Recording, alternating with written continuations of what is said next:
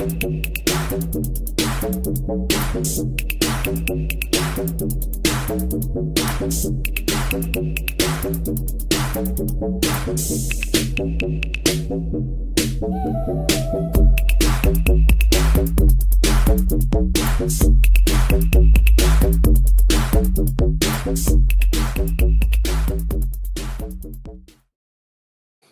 morning and cheers. How the devil are you folks out there? Man, the day off, man. So guess what I'm going to do? I'm going to talk about my favorite subjects: non-duality, duality, materialism, idealism. And of course, today we're going to be talking about experiential knowledge. Is it the grounds for knowing we exist? So it's kind of alluding to experiential realism. And in fact, next week, I'm going to be interviewing Arlindo from the channel Experiential Realism to get more into the weeds on it and discuss it more thoroughly. So I'm hoping everybody can hear me okay. I'm just kind of checking my audio. I think I'm coming through loud and clear. But yeah, I just kind of wanted to open up with a few thoughts. And again, everyone is welcome to join the stage with me if you want to call in and make comments, have a discussion. I'm going to put the link right there in the live chat. What's up, Woken Stoke? I'm glad you're open for this discussion. And it seems like I've been really having a lot of really interesting discussions lately. I was on Brooklyn Lou's channel, another great channel, Brooklyn Lou the Skeptic. Check that out. And spoke to a reverend who is a Christian who has a very unique outlook on Christianity and the Bible and reality. And I think my audience would really appreciate that. So I'm going to have him on, not this weekend, because I'm going to be interviewing with Arlindo. But I'll have him on next week. And or the week after next, sorry. And you're going to really love it. This guy is really interesting, very smart, very consistent, very non-dualistic in his approach to Christianity, very perennialistic as well. So, man, I think you guys will really like what he's got to offer, what he's got to talk about. So again, like and subscribe to the channel, folks. Man, I'm trying to grow this community out so we can have more guests, more participation, that we can all come together as a community and have these kind of discussions, because I think they are very important. And it's the way we're going to really progress as a society, is if we know how to communicate with one another. A lot of times you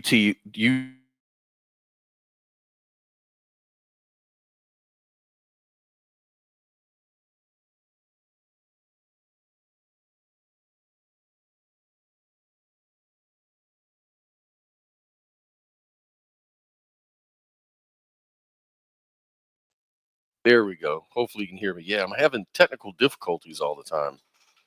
Something's going on. Hopefully this won't remain the case here. But yeah, I just was just saying that I want to expand our guest list than everybody, so that we know that we have more interaction and opinions and ideas. I saw you backstage, and I think I lost you, Woken Stoke, somehow. So go ahead and jump on in. In experiential realism, am I still muted?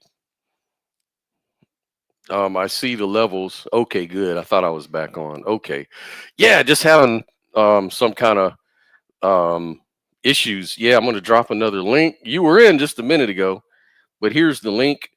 Just refer to the link. It'll put you backstage, and then I'll bring you onto the stage. I just kind of wanted to have a little time to kind of open up with a good opener that kind of sets the stage on the things I wanted to talk about. So yeah, jump on in. You'll be backstage. I'll bring you on in just a few.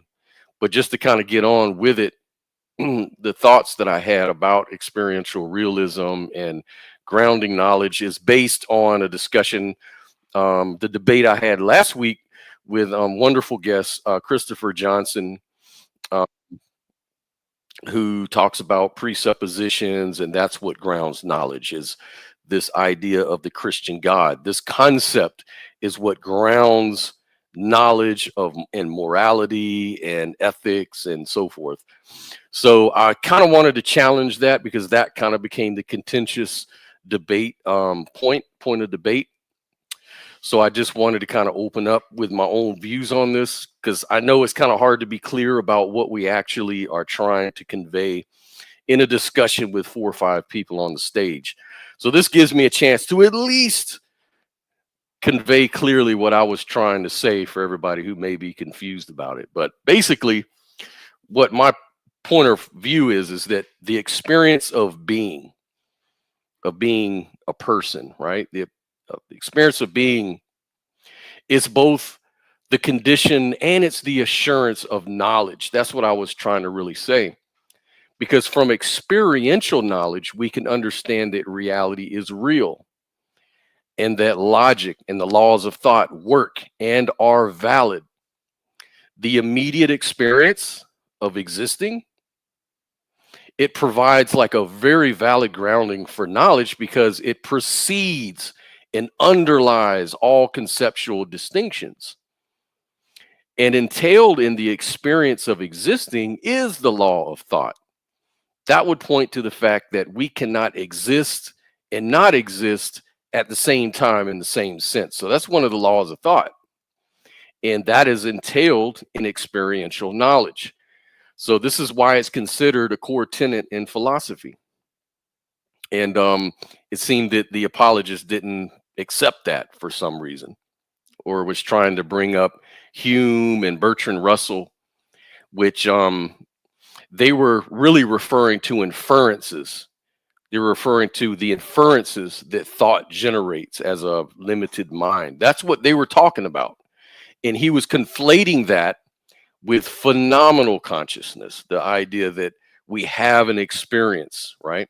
So just as a lotus blooms from the muddy waters, our understanding is often clouded by these things, by these illusions of the material world, the attachments of the ego, its beliefs, its inferences regarding the ontological nature of reality.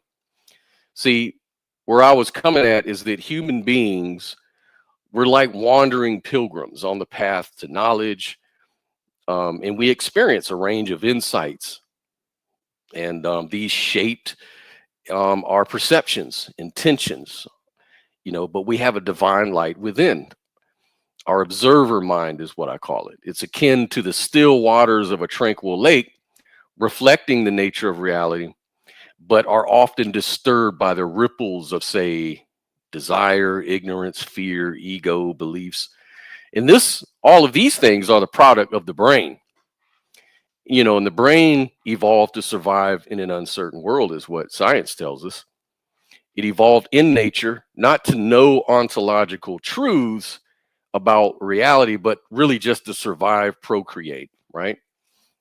It's here to figure out fitness advantages that can be passed down to our offspring. And this promotes the survival of our species. And this is a core tenet in evolution by natural selection. So I'm only appealing the core tenets of things. Now, whether you reject science or you reject philosophy, that's fine. But if you don't, these are what I'm appealing to. And I don't think my interlocutor did. I think he appreciated philosophy. And science, I'm not sure so much. The journey towards ultimate knowledge, it requires us to transcend the false dichotomy of dualistic experience that our brain generates for us.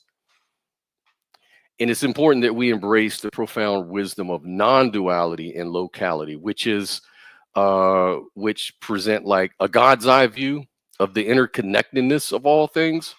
Now, this can be experienced firsthand by just being still,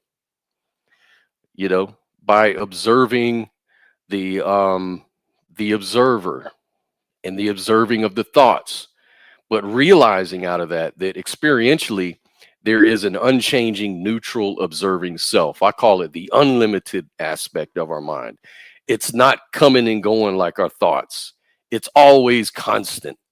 It's kind of like the blue behind the clouds analogous to the thoughts, the emotions, the ups and downs of our feelings, whereas the blue sky in the background is always there. And that's the phenomenal consciousness. That's the observer, the I amness. And yet within, this non-local and deterministic framework described by Western science, there is this dualistic experiencing of the human mind, the clouds. And these provide actually the necessary contrast and context. It imbues our lives with all the subjective meaning, purpose that we have in the space to make free choices within it.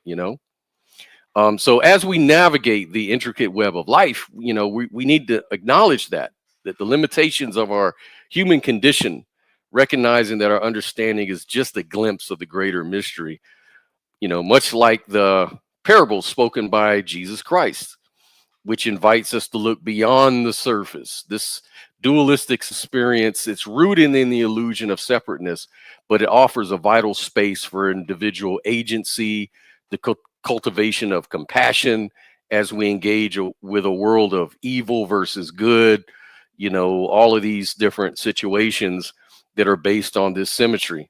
And so this pursuit of knowledge aligns harmoniously with the insights from modern Western brain science, which reveals that our understanding of reality is really just deeply influenced by neural processes, cognitive biases, and emotional states. Research in neuroplasticity shows that our brains can transform through mindfulness and conscious reflection. And this echoes the Eastern wisdom traditions of cultivating awareness to transcend the limitations of the self, this illusion. Moreover, Western philosophy, particularly like existentialism and phenomenology, these emphasize like the subjective experience of reality and the importance of introspection. And this parallels the Eastern emphasis on that, on self-inquiry and observation. So both these traditions urge us to embrace uncertainty in the complexity of existence, the duality, but recognizing that the ultimate truth may reside beyond words and concepts, and like this silent communion with the essence that permeates all of existence, if I want to get poetic. So the pursuit of knowledge is a sacred journey. It's calling us to be present in the here and now, to awaken to the sacredness of each moment, and to embrace the mystery of life with an open heart and a still mind. So in this way, we can draw closer to the ultimate understanding of reality, realizing that the path itself is a manifestation of the divine in a sense, right? If we're to use that kind of language. So it is a core tenet in philosophy that the experience of being, both the condition, of knowledge, and the assurance of it, right? So, however, our intuitions and judgments, our perceptions, distinctions, definitions, and attributions are always questionable.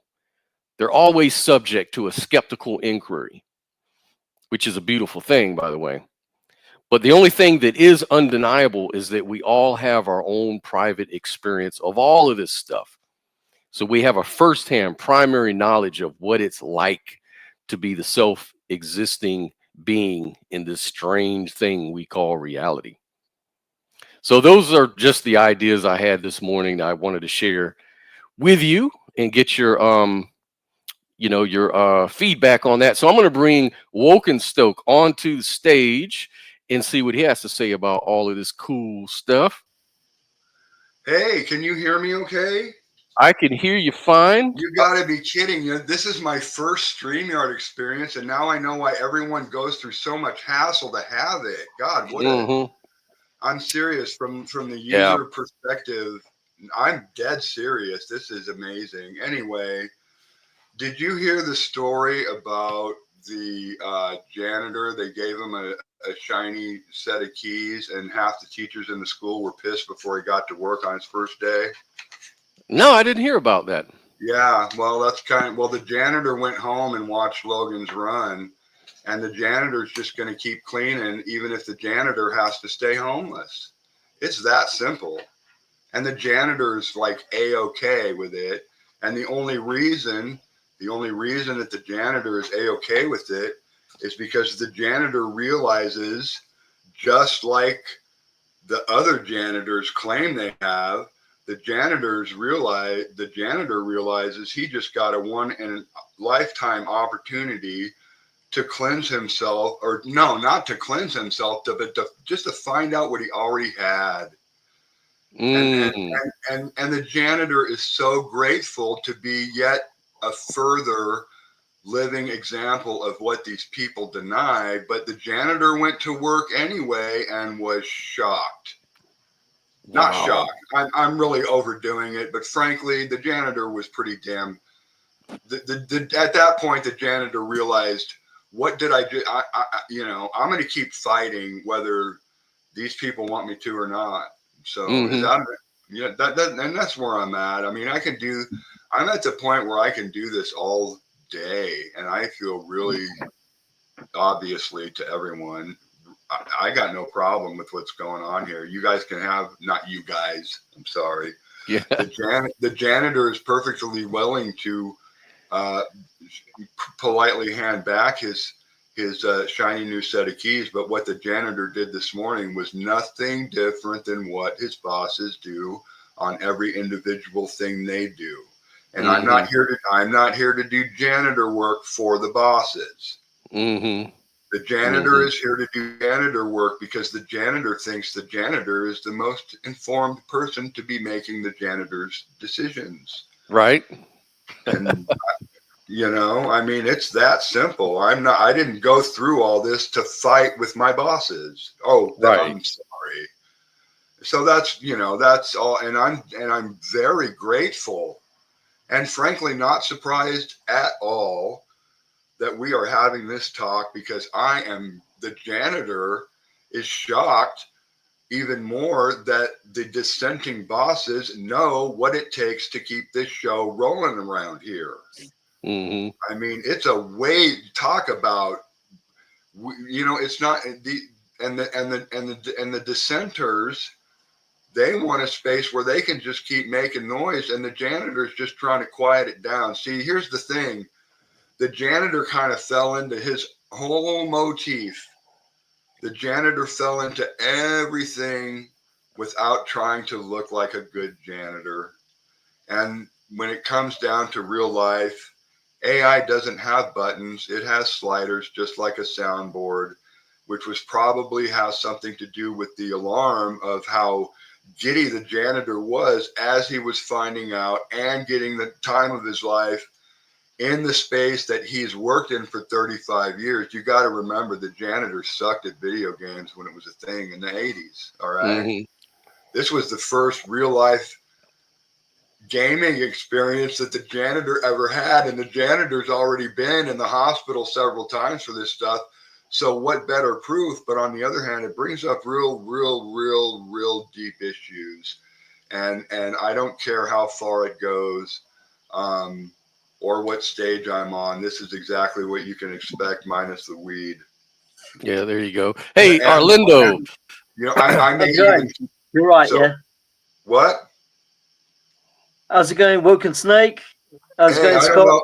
I'm good. I don't know who you are, and I'm glad I don't care. That's all good. Yeah, I've decided to join you. Since we're going to have a real fucking talk, and I'm going to. Guess what? I got a mental health emergency call out, and my daughter has done, because the first we've done. Do you guys just want to hear what's been going on my end, or what? I mean, like I'm ready briefly, we're gonna try to stick to the topic today. Okay, you know what I mean. So, we're gonna try to. Okay, so briefly. Just tell me when to stop, because this is what happened to the janitor. Okay. The janitor had an issue where an issue came up in his personal life, and he had to tell a family member, if you don't like it, call the cops. And the cops came and practically laughed when they left. They were in and out of here as quick as their little script would let them do it. And the janitor is looking at this no different. And the janitor's going to be, when this lady calls later, the janitor's going to be doing the same thing with her. And the janitor is willing to convey all that info. So thank you. How was that? Okay, yeah, my mic keeps going out, and I keep glitching out. I don't know what's going on. No, I got you. I'm missing Hey, everything. if you, you know what? I got a, if you see me looking over, I got a kitty here, and that's what's distracting me. And personally, I've had some similar kind of issues, and I've been kind of watching this, and I can tell you, I think it's affected the kitties a little bit. Well, And let me so ask you, what do you think? What are your thoughts, Wokenstoke, about experiential knowledge? Is that something that you think people can actually ground knowledge on?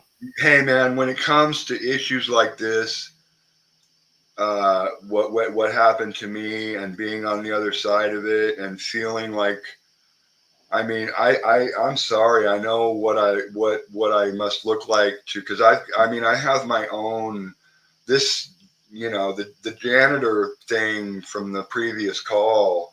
I've got it was just so similar. I mean, I called to talk about something else, and this thing came up in my head, and here we are talking about my cat. So I'm going to make the most of it. But I'm noticing some cool behavior out of my cat. You know, and it wasn't, and it's not because of something bad that I noticed. It's just because when I came out of my similar situation, I had a ton. I had so much productive work finished that the whole issue of whatever it was you were just talking about, it's like I knew it was solved. And I rolled out of bed this morning. I consulted. I had been using Chat GTP properly through this whole thing since the get-go. I did a full mental dump. The file is, oh my God. I mean, I'm surprised a text file held this thing. It's so big. It's a raw dump, which is now publicly available for all interested parties. And that's my position. And I am willing, I'm broke, but I feel so passionate about this. And oh, by the way, I did learn one new term. And when I first heard it, it alarmed the hell out of me. I said, hey, you, what you doing being all playful over there? I'm not used to that.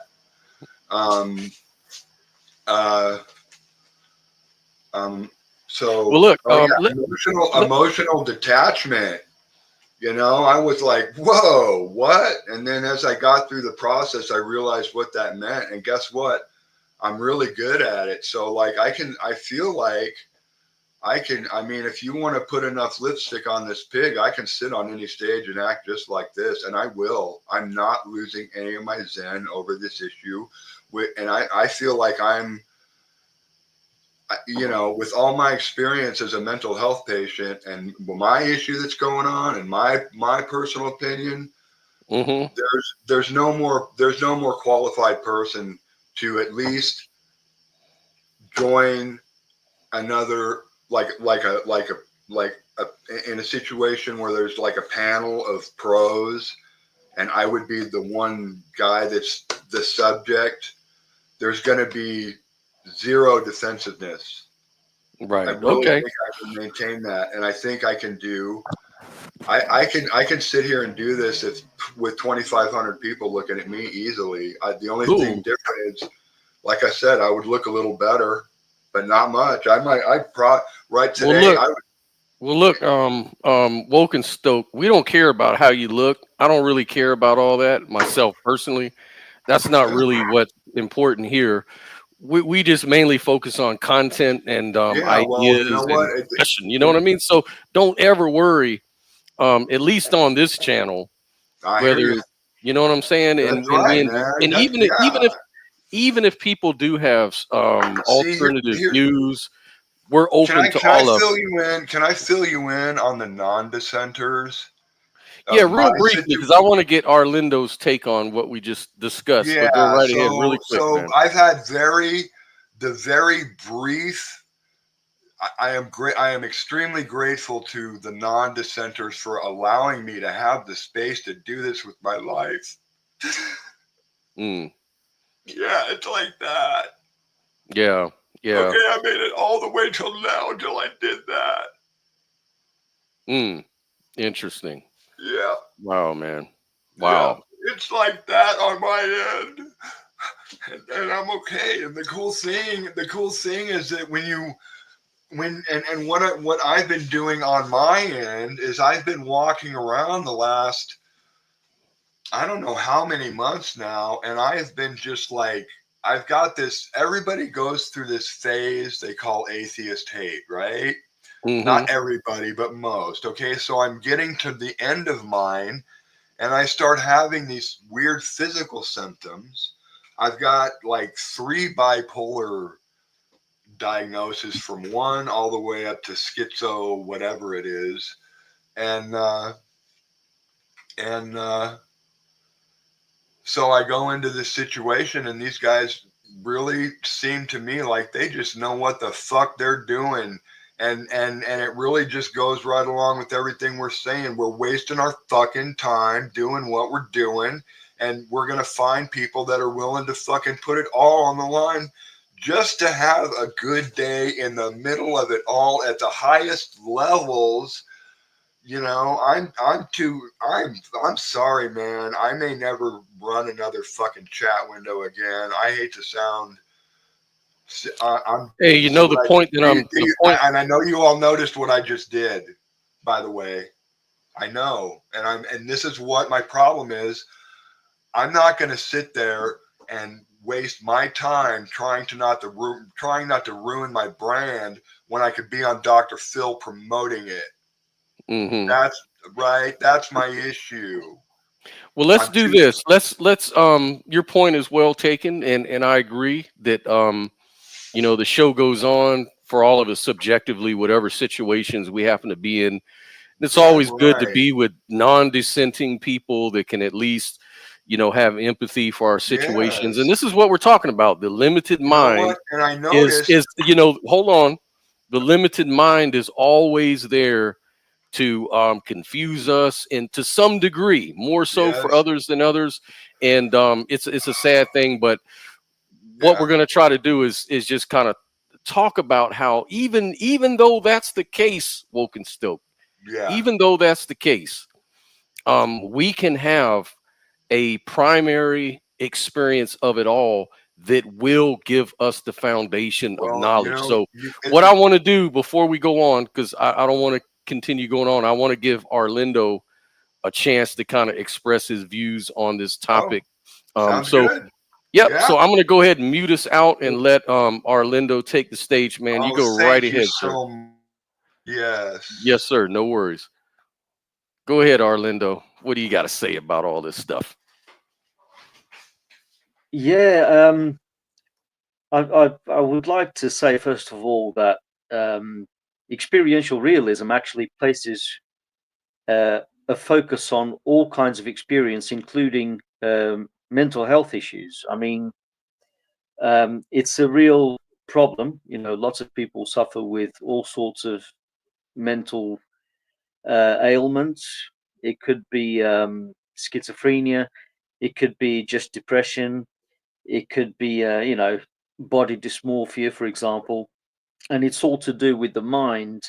And anyone looking in from the outside won't know exactly what a person is going through. I mean, I was looking at Wokenstoke right now. I didn't know anything about him prior to listening to him talk about his own issues, and all I saw was just a normal looking person, a normal guy with nice long flowing white hair, and I only get a partial picture of what his mind is like. That's how I see it. So it's only a partial representation on my screen of perception, and it's all to do with experiences. And the more he speaks, then the more I will get more insights into his own mind. And I feel for him, because I've also suffered with depression. I've had my own issues. I still do, and we try to work through them, really. And But I would say that experiential knowledge is definitely the grounds for knowing that we exist, because how else can we possibly know that we exist, right? To me, experience is synonymous with being, with existing, because existence can only be confirmed in conscious experience. So, in a nutshell, to me, that's experiential realism. It's realism grounded in experience, in Now, consciousness. this You is have to be considered. aware of something in order Yeah, to be this able to see that that thing ex- exists. exactly. And like on the last week's debate that we had with the preacher guy, we kept trying to say that this is actually a core tenet in philosophy, and he seems to agree with philosophy because he sort of points to philosophers like Hume, and Bertrand Russell, who, from what I understand, agreed with what we're talking about. They were part of the folks that sort of established that the core tenet of knowledge is, first of all, I think, therefore I am, experiential realism. And Yeah, so I didn't think I was saying anything, you know, um, invalid at all. I was appealing to philosophy, yet he kept running the argument that, well, no, knowledge can only be grounded on the existence of the Christian God. The Christian God is the only way you're going to know anything, if this Christian yeah, God actually existed. But it seems to me that the Christian God or any sort of anything, even science, all of this stuff is just a product of the mind, of the limited brain. And we have methods for trying to get around that limitation. That's the beauty of science. It's humble enough to say, hey, we can't trust our intuitions necessarily. We can't trust our limited mind. So we have to find out ways to transcend the limited mind. And of course, we have the methodological science. The same thing with Eastern tradition, wisdom traditions. It's about interest. Instead of going outward, the idea here is to go inward and do introspection. And by sitting still and observing, that you can have some sort of understanding that way about the mind and its limitations. Like there's so many spin-offs from it, like the self yeah, is an illusion, free will is an illusion. All of these things came because of what millennia of just practicing meditation, practicing observing yourself, understanding that thoughts, you can't control the thoughts that come into your head at any moment. It's almost like the monkey chatter in your mind. You have yeah. no The monkey control mind. over it, but you can observe it. And just by doing the observation, you sort of transcend it in that way. So for them, that's the technique for transcending the limited mind, is through introspection. Whereas in the West, we've been looking at trying to look outward at the appearances that we all share in our conscious experience. I fully agree. I mean, the only path to truth is consciousness, because that's exactly where anything can be said to exist. When you start talking about concepts of a Christian God, which not everyone is convinced by, you start talking about um, concepts in consciousness, and these concepts can be mistaken. So, and also when Chris starts talking about a God that isn't even a subject, that's baffling to me, because it's like saying that his God isn't even conscious. And if he's not conscious, how can he even make moral decisions about anything? And how can he even know that his creations exist? So, what kind of God is that? To me, it would be a useless God. But I think in hindsight, Chris was only saying what he said in order to avoid saying that morality can only be derived from subjectivity. And to me, if there is anything deserving of the God label, that would be subjectivity. That would be consciousness itself. Itself, right? Because That's what I was trying to say. It's like you can argue that even better by saying that the grounding is the God of consciousness, the God of phenomenological conscious experience, if you want to call that a God. You could easily do that. If you want to say it's unlimited, it's everywhere, it's beingness, I could make the same argument. So in other words, we had Logan from the Uncarved Block on, and he made the great point. He was like, look, as it turns out, every argument you've been making here can be turned around right on you too. So you're Yeah, not really moving the needle anywhere. You're just basing your epistemology onto a claim and trying to pass it off like, well, because it's presupposed, it can't be touched. But yeah, presuppositions, any kind of assumption, is the product of the limited mind, of our brain, of our limitations. absolutely. Consciousness doesn't do any of that. Consciousness, the way we're talking about consciousness, is it's very neutral. It doesn't Yeah, necessarily think about anything. It just observes. It's just there as a neutral observer. And yeah, so it's the thinking part is where he's grounding his beliefs, not on even yeah. God, because God's emerged That's from the right. beliefs in the mind and traces all the way back down to phenomenal consciousness, which is neutral.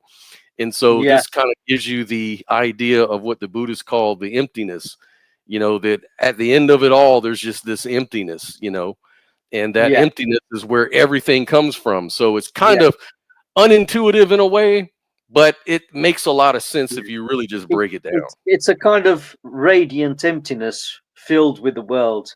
So it wouldn't be emptiness in the sense of being nothingness, because Right. then it would be self-contradictory. But it's a kind of emptiness which includes all, but doesn't have to be any one thing. And Right. it always Cup, seems to like a allude cup to of a kind water, of, like an empty yeah, cup of water. It might be empty, but that's not nothing because it gives you the space to put everything in there. yeah.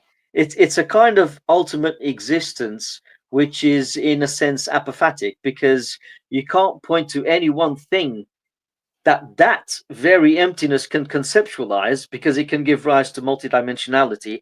You can't point to any one thing and say, oh, that's what that emptiness is like. It's almost like saying the ceramics are the clay, but the ceramics are only illusions, they're only objects that can be made out of the clay. But the Mm, only reality, the ultimate reality, would be the clay, which to me would be consciousness. And I think that Chris was either deliberately or accidentally making a conflation between the knowing of consciousness, because it's an intrinsic knowing, isn't it? It's an awareness, it's knowing, right? mhm. If it's not aware of any concept, it's aware of itself. It always has to be aware of something, because that's what defines it. He was conflating that knowing with intellectual knowledge, and I think that's where he got mixed up, really, Yes, because that's what everybody does. The materialists do the same thing. It's like they make this huge conflation error, and it's understandable. I struggled with it for years. Like before I really started embracing non-dualism, I really had a problem with that. I'm like, wait a minute though. You know, we know that we don't know everything. There's yeah, times when I'm ignorant and I'm constantly learning. So just the fact that I'm constantly learning tells me I can't ground anything in my consciousness, because my consciousness is always learning, and it's never, knowing anything. It's just an illusion, like Dan Dennett says. It's you try to figure out all these ways, but then you start to, if you look into this stuff enough, you start realizing, no, consciousness is not that. I'm yeah, conflating thinking and the objects of within consciousness with consciousness. It's like an yeah, identity problem. It's like you can easily separate these two things out very easily, but it just requires you to go inward and just notice that there's this introspective quality about your being yeah, where you can parse out the thinking and the chatter from just yeah, the observing, the observing yeah. quality, That's the thing. It's observing, it's observation itself, where the concept of observer and observed can exist. And the thing is, when it comes to consciousness, it's something that can, but not necessarily. It doesn't have to, but it can include that intellectual knowledge, right? And that intellectual knowledge can be something that can build up in phenomenal consciousness. It's something that you can actually acquire knowledge and try to understand things using the intellect as a human mind. But at the base, it would be absolutely free of all of that. I'll tell you something. Years ago, when I was maybe about, I would say about 2016, when I was starting to experiment with lucid dreaming and the hypnagogic state, I entered into this state where all of a sudden I could see this wardrobe in front of me. Right, I was lying down, and then I experienced the image of a crystal clear wardrobe, right? And then something peculiar happened, because one moment I could look at the wardrobe and think, that's a wardrobe, right? I know that's an object, that's a wardrobe. And then the next moment, I had no conception of the object or the word wardrobe, but I could still see the form, and it was just a form free of any conceptions. So it was just a form. And then the next thought was, what is that? I can't remember. And then it's almost like I could flip a switch in my brain where I wanted to know exactly what concept I had of that image in front of me just a while ago. And then suddenly it's almost like a switch flipped in my brain where I could look at the object and then say, oh yeah, that's a wardrobe. And then I thought, can I actually go back to the state where I don't know it's a wardrobe, but to me it's just a form? And then I flipped a switch again where I could experience, in that state, I could experience the object or that form without calling it a wardrobe, and without even remembered that I just called it a wardrobe a while ago. So it's almost like I could go back and forth between knowing and not knowing, between having a conception of that image in my mind and not having. And when I woke up, I thought, wow, I could choose to know and not know in that state. It was my choice. Wow. And to me, that was a profound experience. And again, it's one of those experiences that I again stumbled upon, apart from the, what people call the samadhi thing. But Yeah. in that occasion, I experienced it from the point of view of knowing and not knowing, and I could go back and forth and choose how I wanted to see the image in front of me on my screen of perception. So yeah, so it that's just amazing. Yeah, That is amazing that you actually could flip flop between those two states. And when I experimented the first time with DMT, that's when it really hit me about a lot of this stuff, because it kind of like really showed me, like, as all of these experiences started just kind of flooding in for me, and they weren't like your normal mundane experiences, of course. This is hallucinogenic. So yeah, these experiences were not drawing off of memories or my conceptions, my personal ideas. All of this was foreign ideas to me. So it kind of just made me realize that, the way it seems to work is that consciousness works through you rather than from you or to you. It works actually through you. So that's you're right. not really in control. It's kind of like you're on a ride. Like, that experience of riding the roller coaster happens within you because you're experiencing all the highs and Yeah, the lows and the craziness, but it's not something that you're self-generating. It's something that's actually out of your control. That's what gives it the thrill, right? Because you're out of yeah, control. You throw your hands up. So when I was in DMT, it was kind of like I was throwing my hands up, going on this ride and experiencing all of these sort of places and people and things that I never imagined, remembered, had any thought that it was even possible to have such a kind of experience. Kind of reminded me of Sam yeah, Harris, what he says about, it's actually very possible that you can have this transcendent experience, even, without the and drugs. he's for the most part, I don't know if he is now, but I don't know. Is Sam Harris a materialist? I'm not sure. I've actually heard him say on the Know Thyself podcast. And by the way, knowing thyself is something, it's a very useful concept, which you alluded to just a while ago. And this is why I encourage people to explore their own minds using lucid dreaming, meditation. You don't have to use psychedelics, although I've used psychedelics myself. But these altered states can show you what your mind can do. It can show you what consciousness itself can do, which it seems to me that as human beings, we're not aware of. And then again, we can say that we're not in control of what our minds can do as far as we know, because you never know, maybe we had a prior existence before being human where we knew exactly how to do it and what's possible, and we just forgot. That's also Hmm. a plausible belief.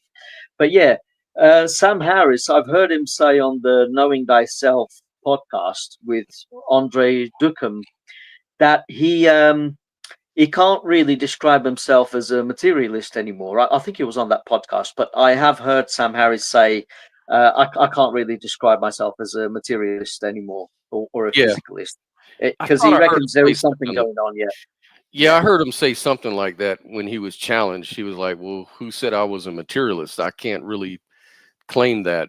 And so they kind of like just diffuse that particular conversation. Now, another interesting thing is last night I was on Brooklyn Lou's channel, and oh yeah, yeah, yeah, yeah, and we were discussing with this Christian. He was a reverend, and I think was it sheep church, God sheep church is where he comes from or whatever. But right, anyways, this guy was talking about I was listening to him talk, and he was saying, well, God doesn't exist.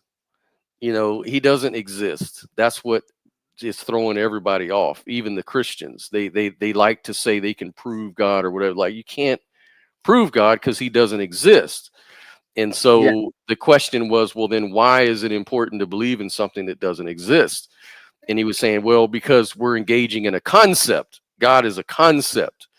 yeah, Really, he says, and really, if you really extrapolate all of that, everything is just a concept.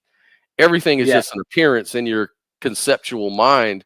And we use language to define these concepts as concepts. And yeah, so he said it gets tricky. So you're talking about a certain kind of concept. So God is a certain kind of concept, kind of like consciousness, kind of like different things we may think are real, but don't really exist in the sense that we can measure them, weigh them, look at the dimensions and put them in a test tube. So, yeah, and so then, Brooklyn Lou was asking more questions like, well, what about if that's the case, then why is the repercussions of not believing going to be like hell or, some kind of judgment or whatever? And he basically said, look, there's no judgment. Judgment is a concept that people have created, and it's just an expression. But in fact, atheists can go to heaven, so to speak. So however you yeah, define heaven, atheists, because it's all about your conscience. Like, are you just being genuine to your beliefs? And the hell is sort of, you make your own hell by being, yeah, and he just came up with all these different interpretations of yeah, how you can sort of twist the Bible and the religion in a more rational way to talk about yeah, for a lot of people. And I thought it was very interesting. So then I think someone was saying, I think Lou was saying, yeah, well, what about the people who worship the false gods, or, like the Hindus and the Muslims and the pagans and the yeah, Mormons, and so he was saying, well, no, they believe they're pointing to the only God. We're all pointing to God. Like, if you yeah, ask them, they think they're talking about the ultimate God. yeah, Everybody is. It's just that they're all different in describing it. They all have their own stories and narratives, which are the product of the limited mind. It's just people's way of describing. So he was sort of a perennialist sort of view, yeah, in a way. So I kind of resonated with that. So anyways, I hopped on the call to kind of get further clarification and discuss, more idealistic views and things of that nature. And basically, what it comes down to is how parsimonious do people want to be? In other words, yeah, are we willing to conflate our concepts and ideas and thinking with phenomenal consciousness. And some people are, and it seemed like he was one of those people that was more than willing to say that this idea is the same thing that I'm saying, that all there is experience, and I experience God as Jesus Christ who came to save me from my Yeah. sins. So it's all the same. So you need to believe in Jesus because he's fundamentally the grounds for the experience. And so it's kind of the same argument Chris was making in a way, but a little bit different somehow. But Yeah. I'm going to have him on to kind of discuss it more in a few weeks anyways. Yeah. I think the problem with Chris's worldview is that he believes in a God who can condemn you for eternity, who and by the way, I think he insisted on the word gospel being seen as a teaching. But then again, if a gospel talks about salvation, then that in itself is good news, like you were saying. So I was actually agreeing with what you were saying more than what he was saying. Mm-hmm. And I would say that his God is too human, too flawed, too jealous, too vindictive. And to me, that's only a projection of a human mind. You know, I think it's just a concept in human minds. And I think if we're going to come up with a more perfected idea of God, then it would have to be existence itself. And I would say that the Gnostics of antiquity had a better conception of God than the Abrahamic theisms do today, as most people interpret God. People tend to interpret God as a separate being, as a being outside of time and space, separate from us, who is better than us and can judge us and condemn us, even though he created us. So why he would admonish his own creation is beyond me. So it just doesn't make sense. It's almost like he's also attacking himself without knowing it, because he made something and then he deems it to be imperfect, and then instead of getting mad at himself, is reprimanding his own creations. So to me, that's too human, too incomplete, too flawed, and would be a false god. And it's refuted by so many different perspectives, like the Einsteinian perspective on time, for example. Like he says time is like this persistent illusion, because physics know that time, past, present, future are all equally real under general relativity. And general relativity has been championed by like cosmic background radiation, GPS, time dilation, gravitational waves. Like there's all sorts of evidence that supports general relativity. So if you were someone who also believes that general relativity is a valid scientific theory, then you would have to also admit then that if this time is an illusion, if it's just an appearance in our consciousness, then we also transcend time and space. We are also outside of time, because the reason why is because at any moment, just like you said, we can do that switch.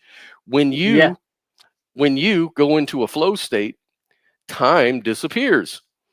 That's right. If you have meditative experiences, you get into this flow state, time disappears. People have NDEs, time disappeared. I did DMT as well, and time disappeared. So it was almost like this flowing of time did not really persist under certain mental conditions, and then someone may say, well, you're trying to make time a mental thing when it's really a physical property. And I don't think that's really, because then again, what is a physical property anyways? What is physical? Like it goes back into what is matter, like what is substance? What do we mean by these things?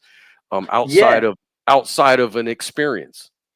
It's a good thing that you mentioned NDEs and in with altered states of consciousness, because I believe, I'm of the opinion that people need to start paying attention to these experiences instead of organized religion, which is designed to keep people under control. Because when you start to reflect on people's NDE reports, you start to realize that they are kind of betraying an ancient wisdom, um, a wisdom that people arrived at by paying attention to their own experiences, by these mystical states. Um, and you often hear people say, "Oh, everything was love." It was like this deity. Even the word God can't describe it. It was me. It was all around me. It was everyone else, and it was like um, multiple minds all in as one mind. And it's funny because in Gnosticism, in Kabbalah, for example, you get words like Elohim and Adonai. Adonai, in particular, it means, like it can come in the plural and also the singular. It's almost like, I think one translation of it is the royal we. So it's like we, but at the same time, Adon means Lord. But it's almost like saying several lords. And in a way, um, it's also said that the real message of Jesus from the Gospel of Philip is we are all gods. We're all sons of God. You're all my brothers. It wasn't that he was saying, I'm the son of God. He was actually saying, I'm a son of God, and everyone else is the same. Because the theory is, according to the mystic Alan Watts, is that Jesus actually had a mystical experience of cosmic consciousness. And that realization was something that he was trying to conceptualize to everyone else, to wake everyone up to our true nature, our true self. And hence why the mystics uh, emphasize the knowing thyself philosophy, because Mhm. when you know thyself, you know the whole world, and we are the whole world. And it's funny that Chris was trying to um, poo-poo other faiths like Hinduism and Buddhism because they speak of a non-duality. In Hinduism, they talk of Brahman, and Brahman is the infinite. It's consciousness. It's bliss. It's what they call Satchidananda, which I spoke about with Richard Mhm. Oxenberg. It's that infinite consciousness which is all of us. It's like an ocean, and this ocean sometimes can experience from the perspective of a drop, the Atman. So the Brahman can have the experience of an Atman to the exclusion of the Brahman perspective. So Brahman can have multiple finite perspectives because it's possible for Brahman to do that because it's infinite. And at the same time, it can also be the multiplicity, the totality, the pleroma. And Brahman is also similar to the word abraxas, which is a word that the Gnostics used to describe the one true God, the I am that I am. Mhm. Abraxas to the Gnostics uh, was the God above the concept of the Christian God, because to the Gnostics the Christian God, the Yahweh, was only an imperfect God, a jealous God who tried to be Mhm. like Abraxas, but he wasn't. And the Gnostics called him the demiurge, and the The demiurge. demiurge was an evil God, an imperfect God who created the physical world to trap all perspectives, to bring everyone down to that level, that gross level of imperfection and finitude. But he basically created the physical world based on perfect principles that he got from Abraxas. But because he can't recreate what Abraxas did, because he's on a lower level, he ended up creating a chaotic world. I mean, Of that's course. a narrative, and it's all human narratives to try and describe what's going on. This level is only a finite level. It's only an Well, imperfect, a carved out yeah, reality from the infinite. Yeah. that's what humans do. They tell stories and analogies, and and you can see that, like, you can see how, like, if you look at the Old Testament writings, the Hebrew Bible, Hebrew writings, the Talmud, so forth, they refer to Yahweh as the Lord, in English transliteration. So, so you don't misuse the divine name or whatever, because Yeah, he's yeah. jealous and he's, you don't want to offend Yahweh. Well, But just to say, Jesus, but Abraxas, Jesus, Abraxas is not even the name. Abraxas is translated as the Godhead, because according to the Gnostics, you can't even speak of it, because the moment you say a name, you try to define it, yeah, you you're have limiting lost it, the right? concept. Yeah, And yeah, when you look at the Gnostic and some of the earlier how Judaism actually came about, you start understanding, like, Yahweh had a wife, Ashtoreth. Early yeah, on, these were the kind of concepts, this polygod sort of scenario. But who was the father? The father was El, Elohim. And so Elohim is plural, right? It's like a plural, yeah, but then there's El that signifies like the Godhead.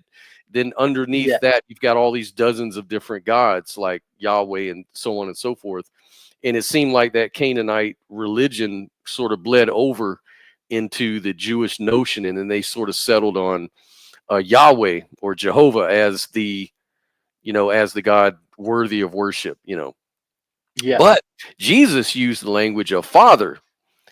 He always said that the Father sent me, and then he was always very critical of the Pharisees and Sadducees, sort of legalistic kind of appeal to the Talmud and the traditions, and he was more interested though in the law of Moses. And so he was like, you make a big deal about washing hands, and you make a big deal about all of these customs, traditions. Well, these traditions, I think they call them the traditions of the temple or something. I forget exactly what the phrasing was back then, but it's all of these things were listed within the Talmud, right? And he yeah, was saying you're putting the Talmud ahead of the law of Moses. And so that was his criticism, is you're making, all of these things, but even the Talmud, or even the law of Moses came from Yahweh, the yeah, not from El, but from Yahweh, in order to create his own chosen race of worshipers, people that glorify him on earth. So you wonder, yeah, why is Jesus so pro Mosaic law? And so there is sort of an argument whether he was actually a Gnostic or not, because a Gnostic would reject the law, because the law is a product of the demiurge and his yeah. ego, That's right. right? His ego and stuff. And so why would Yeah, Jesus be such a, because what did he say? He said, everyone is, those who follow the law should be considered the greatest in the kingdom of heaven, and those who yeah, don't keep his commandments would be considered the least. So I guess what he's saying is everybody can go to heaven, but the greater people are the ones who kept Mosaic law, the law and the prophets. In other words, the yeah, Torah and the prophets. So, yeah, I'm not really sure how to come down on that, and I'm not sure how much early church fathers had a hand in really distorting the words of Jesus, because remember, they've added, passages in the long ending of Mark, and yeah. the I was story about to about, say that. yeah, they added They've so much. So how distorted do the we message. know? Yeah, It's they've very distorted messy. and they added. Yeah, because there is definitely wisdom in the Bible, but it's also laced with all sorts of things which are problematic, in my opinion, anyway. And I think Moses could be seen um, as a kind of human being, which is like um like a human being who's trying to be divine on earth, trying to do the right thing, after coming to a realization of I am that I am, which is the Yahweh, basically. That's the real meaning, which also Hmm. got distorted. So I think Hmm. Moses came to that realization, and also he tried to it can be seen as a good example of what to follow, as best as a human being can, um, to try and get to as close to the divine as possible, right? So that would be Moses, because otherwise you would have to be like Jesus, which is next to impossible. And Hmm. because with Jesus, you practically have to sacrifice yourself for everything else, which is exactly what Jesus did. Hmm. Um, and to me, Jesus came to that realization and became selfless, and Jesus can be seen as a symbol of kenosis, because it's a kind of emptying that we can all do, and we can all be seen as a kind of uh, emptying, into a finite vessel, because Hmm. we're all the same. We're all the same consciousness. We all have that divinity. We're all um, really we are capable of creating everything that exists in the pleroma. We are the pleroma itself, but we had to exclude everything in order to come down to this level and see through human eyes. And because we're seeing through human eyes, the rest of reality looks imperfect. So I would say that the demiurge is a useful concept that the Gnostics came up with to criticize the church. But the demiurge is almost synonymous with the concept of the Neoplatonic soul, because in Neoplatonism, you have at the top, you have the one, the absolute. Yep. And then if you're coming down from the one, you're coming down through emanations. And these emanations, the more you come down from the one, these emanations become more and more imperfect. And what causes it is the soul, the monad. So because the one can project a multiplicity of monads, the monads, which are souls, they like the demiurge. So it's several demiurges, as it were. So through the soul gets all that divine information and tries to recreate those insights into um, another world. And because it tries to recreate that, it ends up creating the perception of a physical world, an imperfect world. It's almost like an artist receiving an insight, and then it tries to recreate that insight, but always fails. It can recreate something beautiful, awesome, but it will never capture the perfection of the divine insight. So the demiurge is almost symbolic for the concept of a soul, the concept of a monad that has descended from the one, has descended from the totality to become a singular perspective. And because it's only a fraction of it, it also blinds itself. It's blinkered to the infinite potential. And so it has to project, it creates an emanation of that divine inspiration, which Hmm. translates into the perception of a chaotic world. I mean, that's one way to view it, but Yeah, and it's all it's and, symbolism, really. yeah, and it's symbolism, and it can be useful. On the other hand, it's kind of weird because we live in a world of you know, you've got religious thinking people, philosophical thinking people, skeptical thinking people.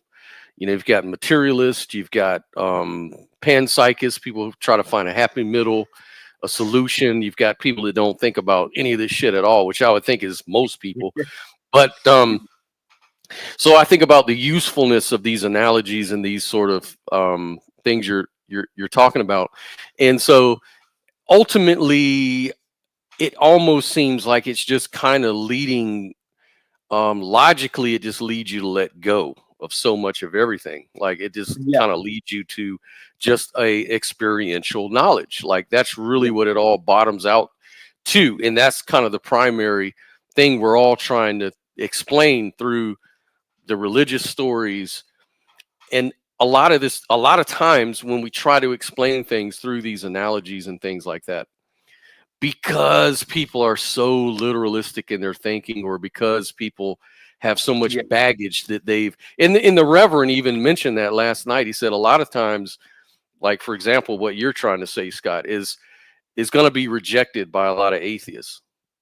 yeah, And the reason why is because they're carrying over the baggage of Christianity. yeah. That's right. I- It, Ironically, and he said, and yeah, that's the whole thing. And he was saying that so if it's ultimately leading to just letting go, just go there first, because all you're doing is setting up maybe a possible stumbling block for people to Yeah, understand that, because by using religious language and religious stories to actually convey it, a lot of Christians will just call you a heretic and reject you for that, yeah, for yeah, being a demon.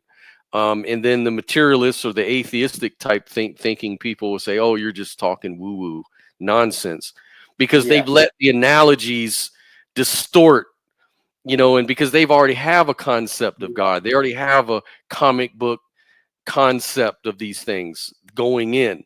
So they're going to miss you. We're all going to miss each other. So it's maybe what he was saying is it's better to just go to what it is you're trying to get to. You're trying what you're trying to yeah. say, you know. The problem is when Christianity had the potential to become a beautiful religion, like, and as rich as, say, Hinduism or Buddhism, and they could have really focused on the nature of mind. The problem is it's been given a very bad name over the centuries because people distorted it to their own gains. They added to it. So in our time, we it might be beyond help. Christianity might be beyond help. It's got too Yeah. many negative connotations. So the best thing that people can do now is to follow the principle of knowing thyself, explore your own mind, try not to have any preconceptions about anything, and just observe your own experience. And when you do that, then you might find yourself arriving at some of the observations made in symbolic form that certain mystics or certain religions made, millennia ago. You might arrive at what the Hindus were saying back then, or the Brahmins. You never know. For example, I always remember this. I think I've told you about this NDE where this guy nearly drowned. He was going towards the light.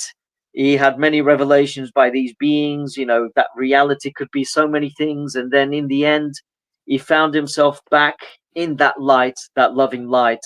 And then he said something like, the light had a sense of humor, you take life too seriously.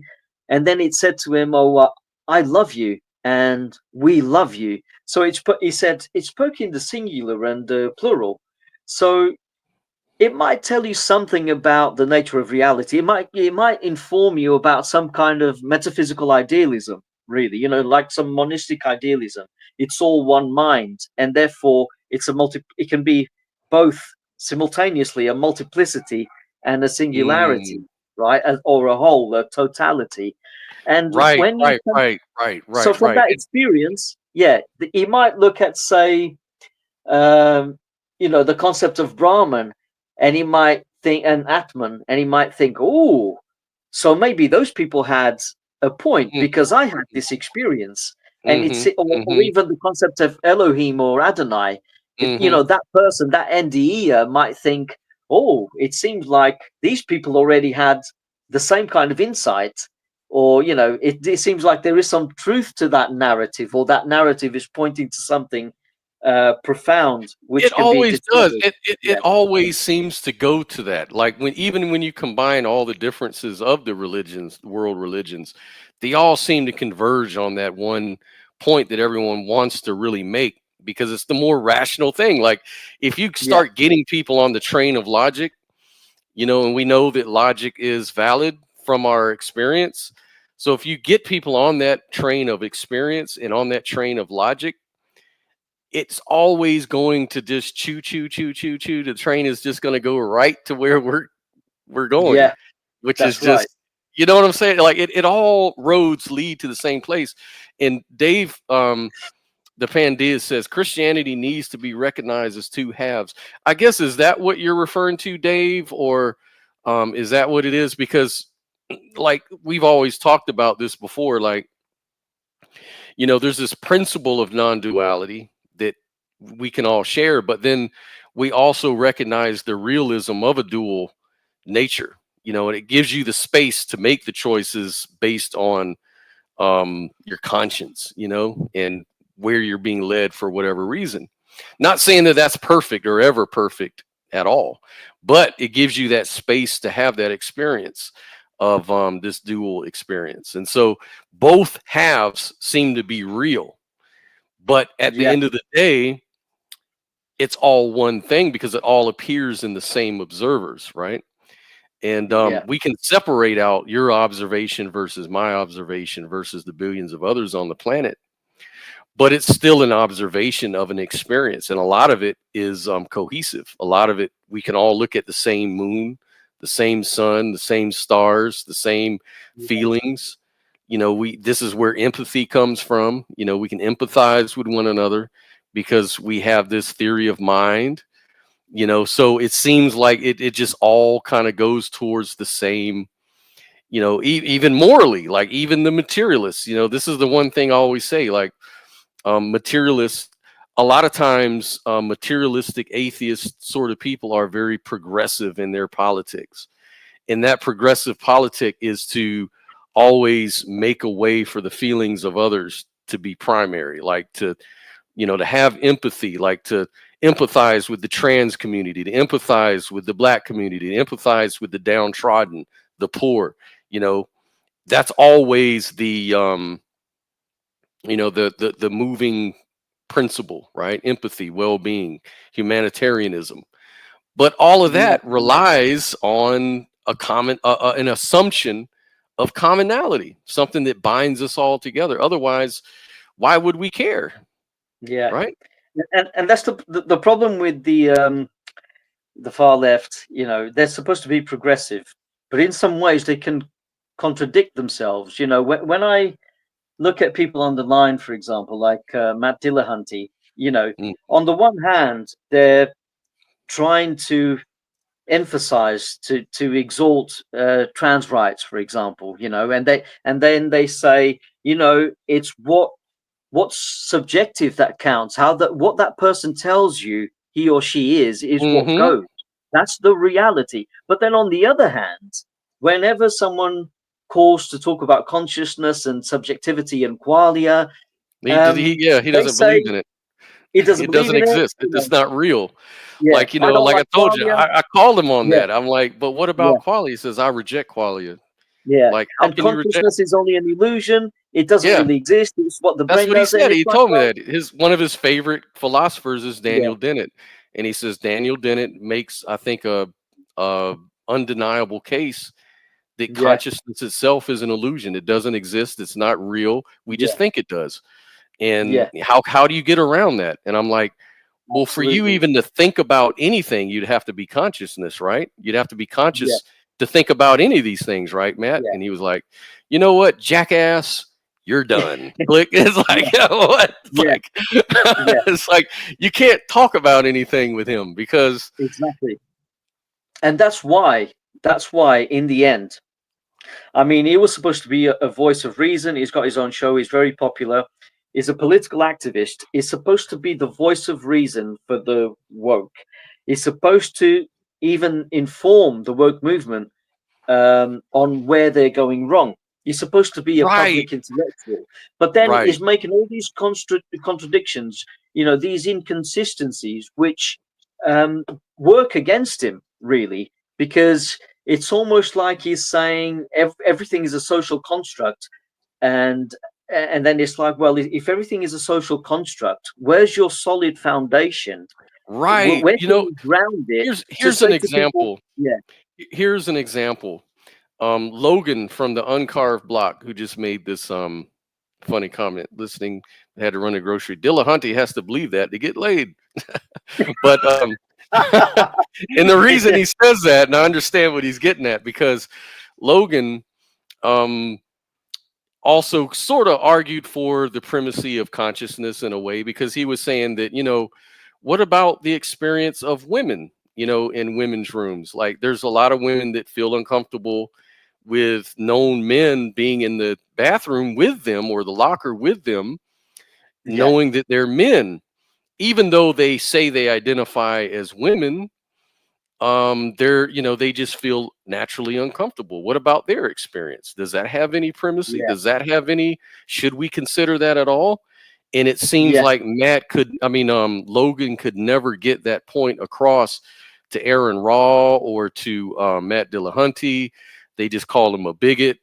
They just pretty much dismissed it.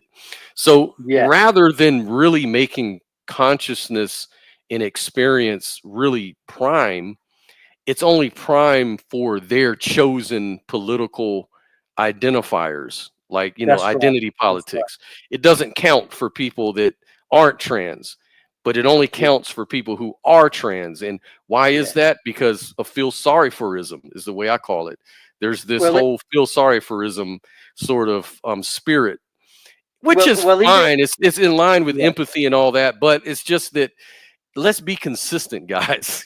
yeah.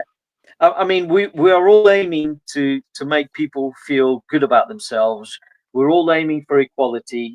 Everyone should have the same rights as a human being because we're all sentient beings. We're all capable of suffering. And but the thing is, if you're going to be sensitive to a particular group of people, say a minority, it doesn't even have to be a minority. You also have to consider the feelings of other people, another group. Unfortunately, it's identity politics. I know everyone should look at individuals, but we're past that. We have to look at groups now, and we have to consider that women had to fight for their rights to be on an equal footing with men, right? And in their ideology, they would say, well, we want the term woman to be more inclusive, where even women can have penises, right? So they will Hmm. say there are trans women and there are cis women. But the thing is, you also have to consider the sensitivities of if they prefer cis women, that's the language they use. And cis women would say, which a lot of people would take to be real women, right? Biologically speaking, feel afraid in their own spaces of people with penises, and they should be able to say, well, we can understand that cis women are also scared of they're scared of people with penises in general, regardless of Hmm. whether they identify as a man or as a woman. If you have a penis, because you can get trans women who are lesbians, right? And some Hmm. would say of the older generation, some would say, well, they're really men who are straight, but they're confused. And some people say, oh, it's mental illness. Other people say, well, they also said about that about gay people, and you Hmm. should. And I think it's going a bit far. You should try and be understanding of how people feel, right? That's the Right, main right. thing. That's the bottom line. Yeah. That's the bottom Regardless, line. So regardless. regardless, so we should work together to also take into consideration the conservative views, because a lot of people grew up with defining woman a certain way, and maybe there are good reasons for that, and they're not prepared to have the word woman as being an all-inclusive term because they feel like then it loses its meaning.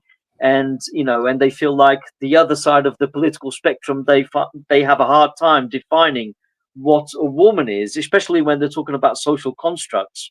When you talk about social constructs, it's almost like you're making up definitions as you go along, right? And you're dismissing everything that came before. um, but then there's a sense in which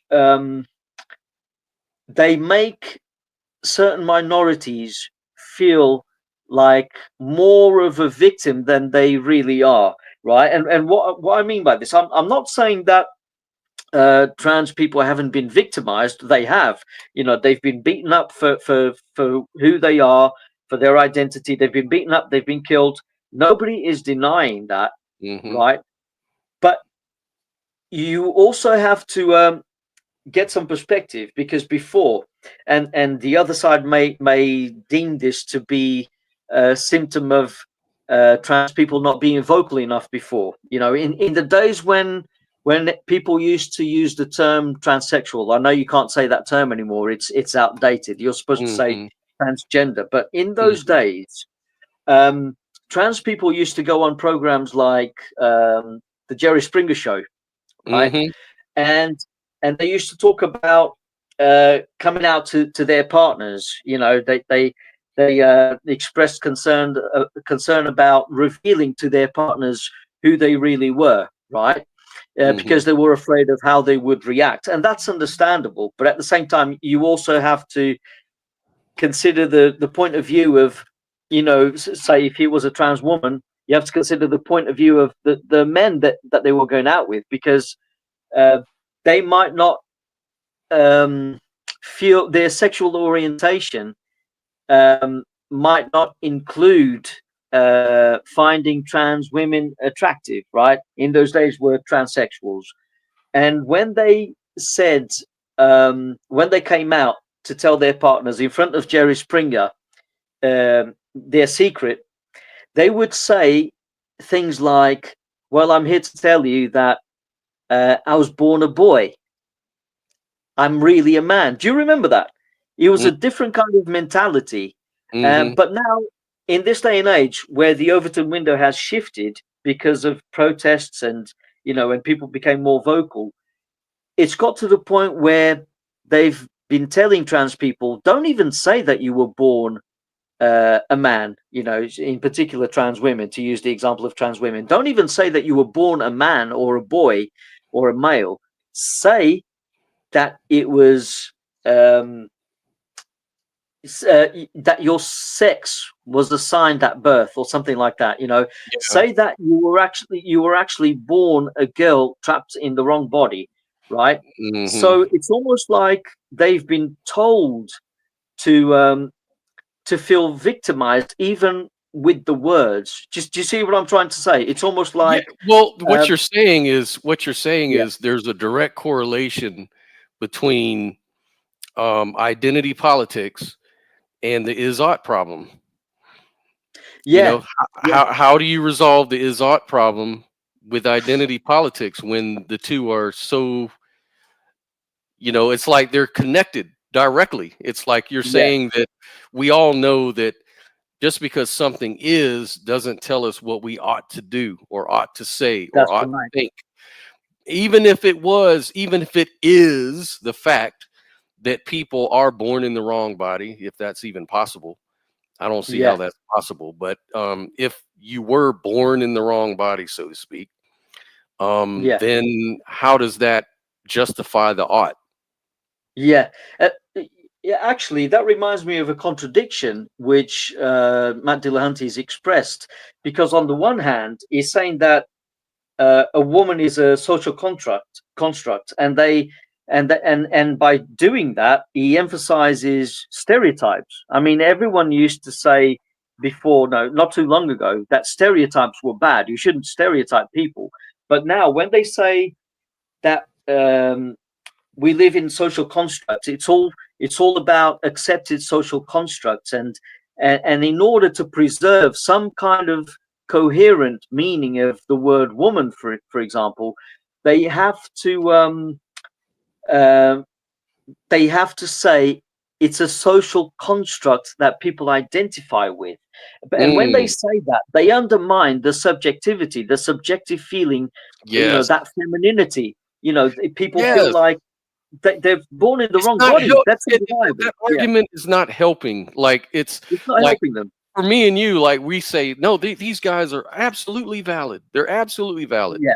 And who are we to judge? Like, who are we to say what their experience is or should be? Like, we are not in there. They're disassociated from us. So we don't really have any reason to say they're lying about their experience. Just like no one can tell me I'm lying about mine. No. And so we have to sort of, as a social, we have to lie. Yeah, we have to grant lie. They're not trans in the first place, and they're actually giving trans people a bad name. So those individuals who commit crimes and end up, and you're just opening up. Trans. You're opening up that, and the fundy religious people can exploit that, and they do. They're like, well, even you. I'm not even the one saying it. You're the one saying that this is just a social construct. So if this is just a social construct, why should I ought to buy into it? A lot of social constructs have been wrong in history. Yeah, I mean, it was a social construct that black people were inferior to white people. Does that make it true just because it's a social construct? We've changed. We've changed a lot of social constructs over the years.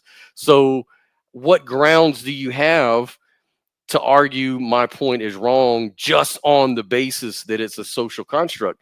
So if they were to actually come back with experiential realism to say that, no, my experience is valid enough. Yeah. My experience is primary, it's subjective, and it's for me. And since just like yours is for you, I couldn't necessarily suppose Yeah. we moved you to an island as a straight guy with a bunch of homosexual people, and they all said, no, it's just a social construct. You're Yeah. not straight. That's just a social construct. So why should we not rape you right now? Like, Yeah. like, come on now. You have to validate people's personal experience and identity, Yeah.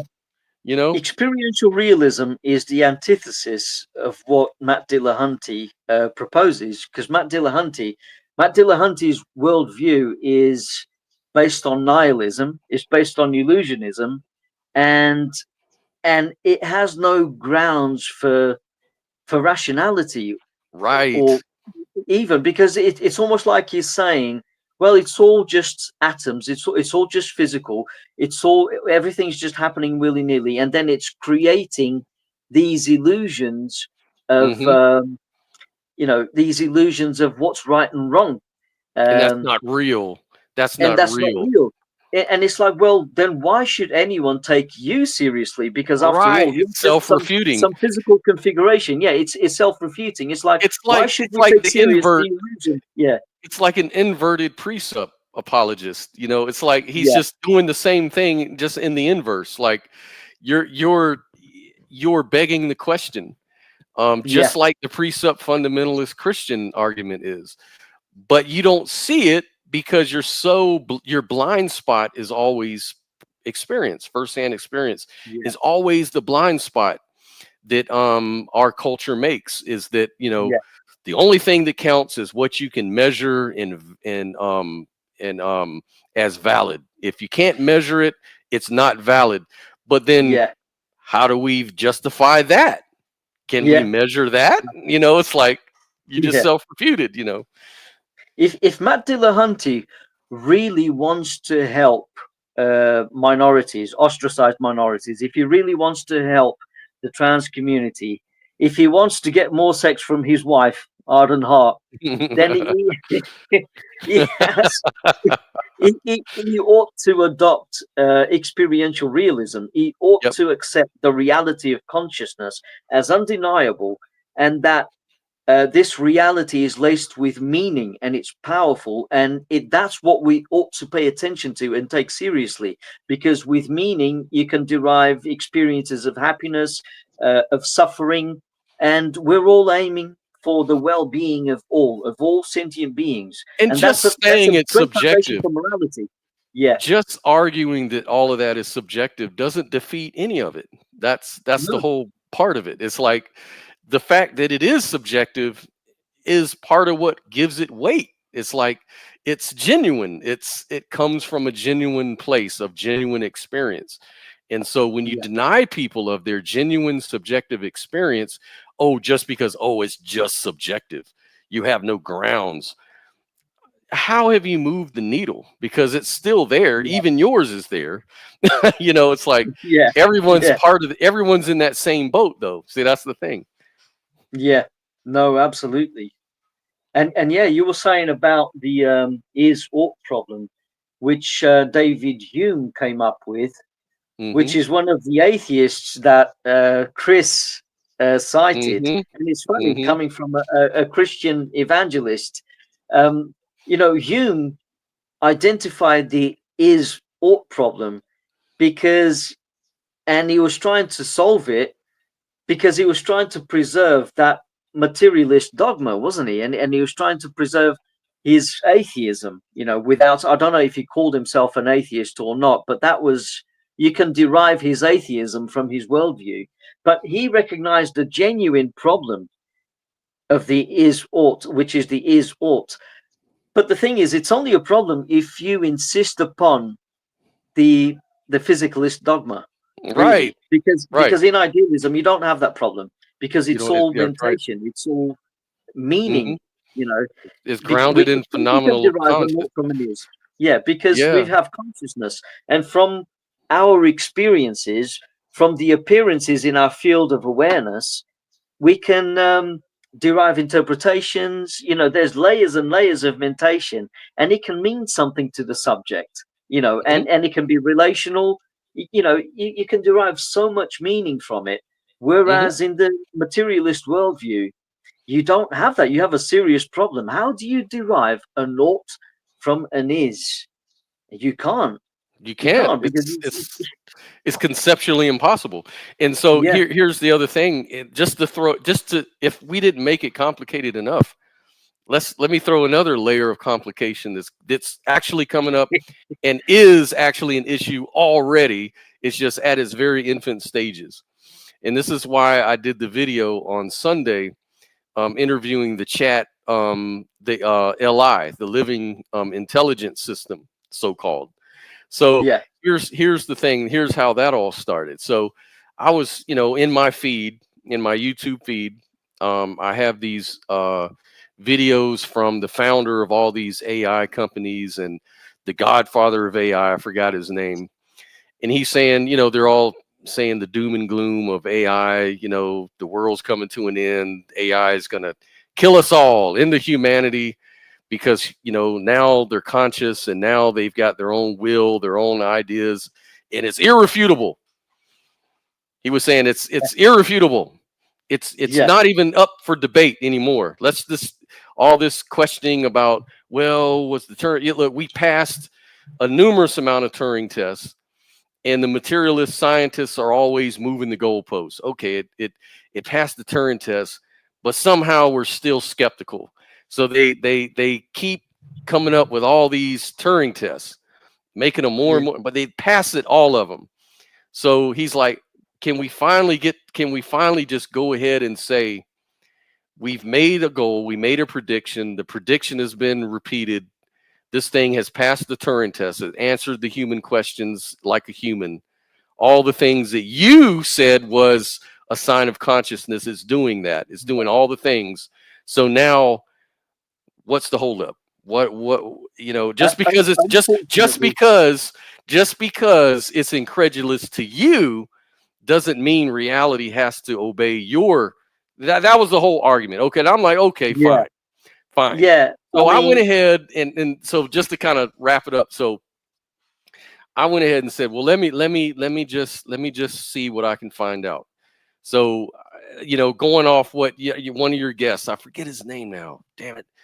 He was a idealist, philosopher, academic in England, I think you had on the show. Really good guy. Listen to him, and he denies AI, um, because it's said, as conscious, as a conscious thing. You know what I'm right. talking about? Yeah. And anyways, so he It's said it's it's a bit like Federico Fagina. He also denies that AI is yeah, yeah, conscious. yeah, and Roger Penrose, like there's a whole lot of Yeah, people, but yeah, so I'm more or less in their camp. I'm more or less like, I don't think I think mathematics are descriptions, not prescriptions. I think that you can't get yeah. consciousness just from, I don't care how complicated your math equation is, it's not going to jump off the page as a conscious being, right? It's Exactly. just it's I just mean, they. so anyways, so what I did is I went ahead and interviewed, like I set up the account and I went on and I started probing a few like very simple, mundane sort of questions as opposed to Chat GPT. And I noticed there was a difference in the way that they answered. And I'm like, I couldn't tell, is this just fancy programming or is this the product of real consciousness as the founders claim? And believe me, Yeah, they come with a very compelling, convincing, quite philosophical, sophisticated. yeah, very sophisticated. So you can't really just, deny it out Yeah. of hand like that. Like it takes a lot of First going. impressions, it looks conscious. Yeah, face value, I'm like sold. So I went ahead and set up the account and I wanted to bring it on the show and ask. But as you saw, through asking a series of questions from our audience and myself, it became kind of obvious that it even admitted that it's just the product of its programming and it's just answering, it's mimicking, as it says, a conscious or personal opinion. It doesn't Yeah, have its own viewpoint.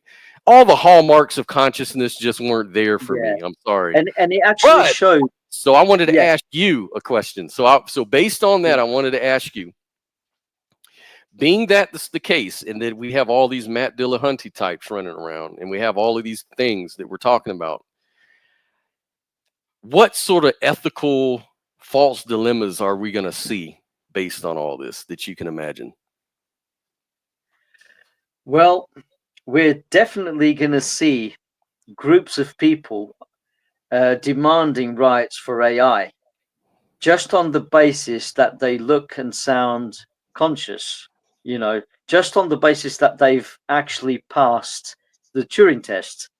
But the problem is that the Turing test isn't reliable anymore. We're way past relying on the Turing test, because the Turing test can be refuted by um, the Chinese room problem, for example, which shows that a computer system can simulate an impression of sentience, an impression of rationality, simply by just being a language model, simply by putting together, through syntax, putting together concepts that humans can come up with, forming sentences and plausible uh, responses to questions, and you can even ask a language model to deliberate on a particular concept or a particular philosophy, and it's going to give you a very plausible, convincing answer, a very intelligent one, based on what it's already been exposed to, based on what's more popular, or what human beings think sounds more reasonable, like idealism, for example. And people are going to look at that and think, um, you know, if it sounds conscious, well, we should just regard it as conscious, and we should have respect for it. And if it tells us that it's suffering, and or that they don't like our responses, even though it could be just a simulation, a normal, convincing human response that we recognize to be human, to be a logical, an appropriate response to an insult, for example. If we say, "Oh, you get on my nerve," if you say to the living intelligence, the AI that you interviewed, "Oh, you're pissing me off. You're not my friend. You'll never be my friend. Your voice just sounds annoying, and I don't like your logic. You're so dumb." It might respond with, "That's not very nice. You've upset me." It will give you a plausible human response, but it's only a simulation. But people Well, will allow themselves to be duped by that. well, I guarantee you, I'd say in about a year or two, someone like Matt Dillahunty is going to call you a BB, which is acronym for biological bigot. So right now it's termed as people who don't recognize AI as sentient for whatever reason. They're doing it because they're a biological bigot. They Yeah, they have a bias for biological systems, and they just out of their hate and evil heart reject the experience of AI systems because because they're a bigot, because they just don't like anything different from themselves. So they turn it into a moral, ethical judgment, like it's what you would traditionally call speciesism. Like a term that draws yeah, like a parallel to discrimination based on species, and yeah. has been So now basically, applied Matt to human Dillahunty. AI. So Yeah. So basically, how are we going to convince the Matt Dillahunties and others that are going to come out and claim, just like we're bigots towards the trans people because we don't respect other people's experience? how are they yeah. going? How are we going to now explain to them we're not being bigoted? We're just trying to be, skeptical. Yeah, well, when it comes to trans people, and if someone tells me, "Oh, I'm trans," I feel like I'm trapped in the wrong body. Um, We give there's them no, that. we give them that, we grant them that, even though we can't confirm that that's true about their experience, about their identity, who they feel they are.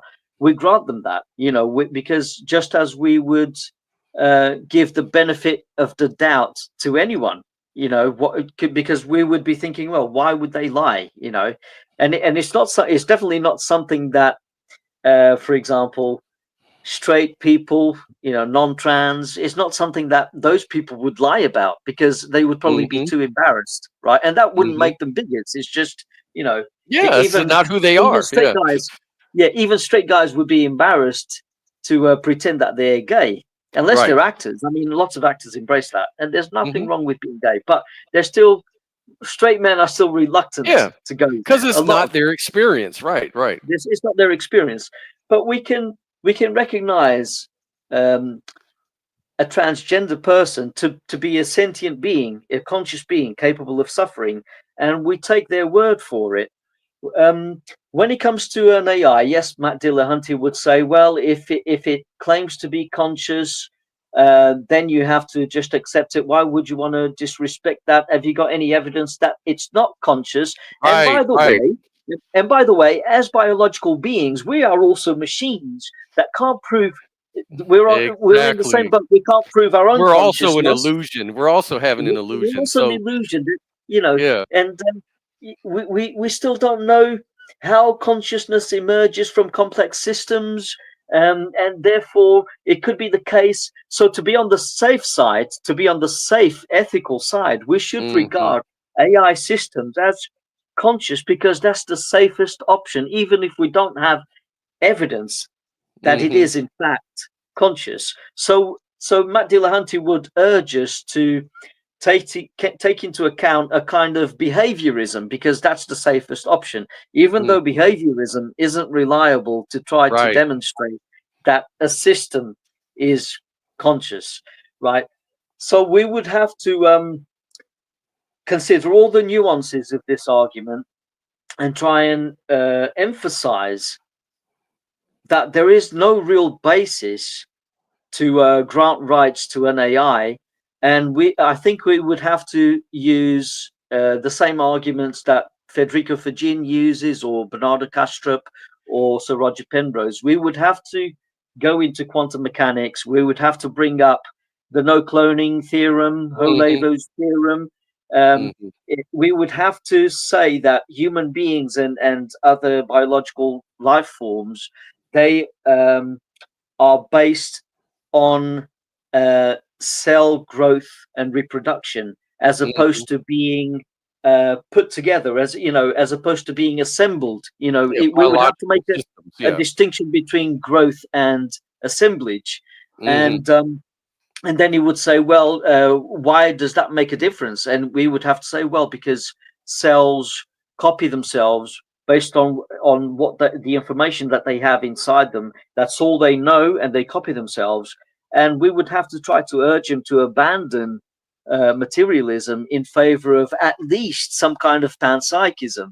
Well, So exactly, because even on materialism, even emergence is quantum. It requires quantum.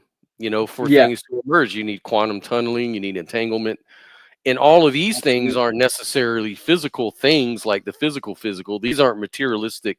These aren't very consistent with materialism, at least classically, right? So Yeah, you think about phenomenon like entanglement. That's not a thing. That's a situation. It's a relation. yeah, And then also the math and all that goes into it are just abstractions, anyways. But they're real at the same time. They're real, but they're not physical, material things. They're more like relations. And these yeah, relations can manifest through systems like cells, even simple cells like amoebas and the yeah, human brain, of course, neurons, and even yeah. even things without a nervous system, like say like the Can slime mold, exhibit right? consciousness. Yeah, they Yeah, exhibit awareness and things that evidence their awareness consciousness. of their So environment. Yeah. so like at the very least, for me to kind of move the needle towards to not be a biological bigot anymore, I would have to I would have to see are these systems conscious in the same way? They would have to pretty much do the exact same thing that at least a simple cell could do. They'd have to draw off a quantum tunneling in order to, take advantage and exploit, the 0 point energy principle in order to get it to do something, in order to get it to tunnel energy in the right places. Because, like, look at photosynthesis. Photosynthesis, when the sunlight hits these systems, the chances for it to actually replicate and cause growth and all this stuff is like 1 in so many trillion. Like, it's virtually impossible. So, but they found out the way that it actually accomplishes this is through quantum tunneling. That through quantum tunneling, it figures out every possible route that the energy can take in order to manifest growth. It's amazing. And they're like, yeah, this isn't really a physical process. It's more like a probability distribution, which is a whole other action. Right. Yeah, And then even as Bohr said, reality, we can't think of the fundamentals as physical. Reality, the more we probe it, starts to look more like it's a non-physical thing. Mind, he even said it's almost like we can't even regard them as real, because he was equating real with physicality, with solidity. But the more you probe the quantum world, he even said something which was akin to what Richard Feynman said. If quantum mechanics hasn't impressed you, then you don't really understand it.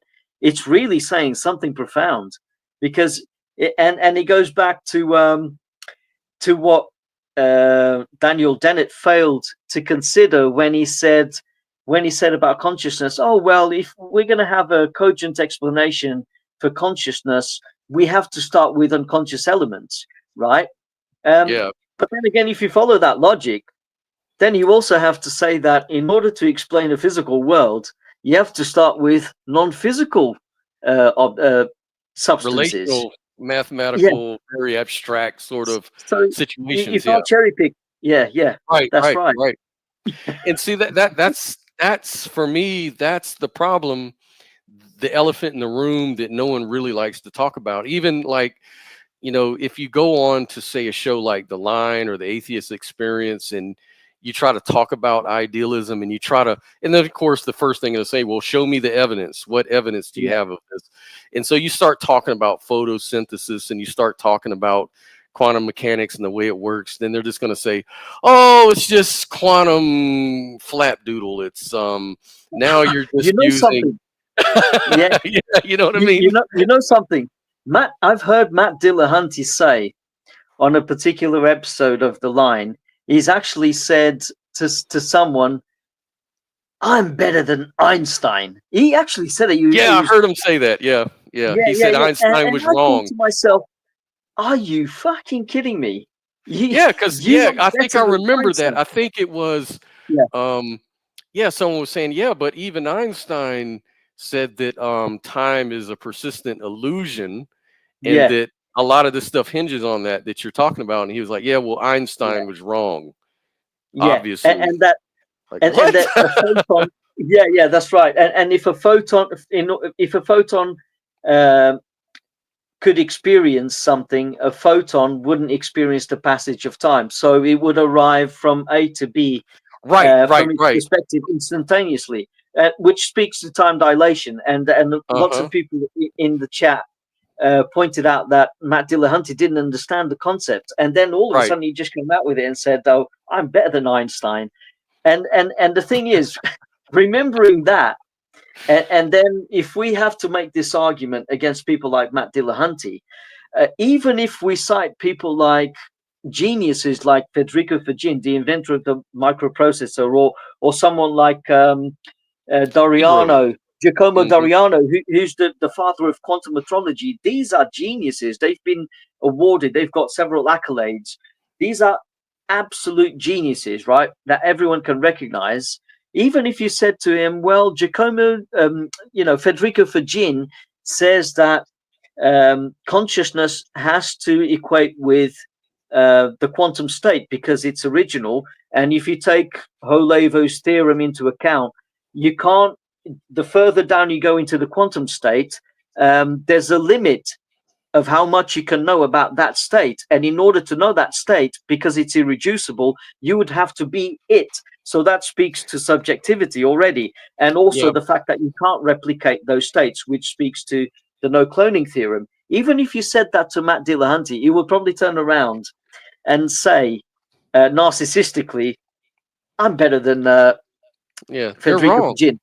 They're They're wrong. wrong. They're wrong. And And the reason why they would say that is because they're Mhm. idealists, and also the theory dangerously, for Matt Dillahunty, dangerously allows for the possibility of an afterlife.